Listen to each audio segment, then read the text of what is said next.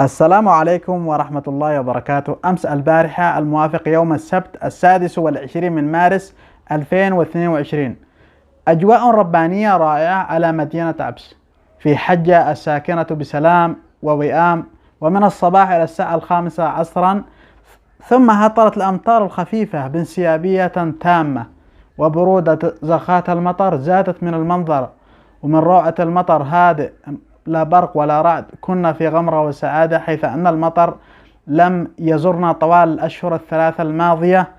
حتى هذه الليلة الجميلة لم يدر في خلد أحد أن المطر ملوث أو مخلوط بمادة سوداء زيتية، حتى بدأت بيوت النازحين بتجميع المياه، حيث أن الطرابيل البيضاء أوضحت الصورة للعيان أن المطر لهاطل مطر غريب، فلا برق ولا رعد، وهناك مادة سوداء زيتية تخالج المياه.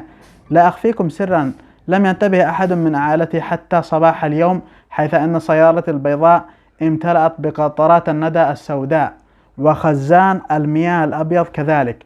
صار الناس هنا يربطون هذا المطر بحادث أرامكو جدة، حيث أن الدخان الكثيف ملأ السعودية، والمطر بعد الحادثة بيوم ونصف اليوم، حيث أن السحب الدخانية من المحتمل أنها امتزجت بالمطر وسببت ذلك، ولم أذكر مطر هطل مثل ذلك سوى قبل سنوات هطل مطر أحمر.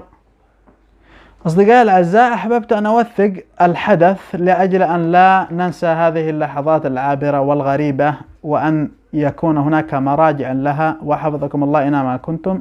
كان معكم أخوكم عصام الحسني، ولا تنسوا الإعجاب بالفيديو ونشره، وكذلك الاشتراك بالقناة لمن كان جديدا بقناتي. وحفظكم الله أينما كنتم.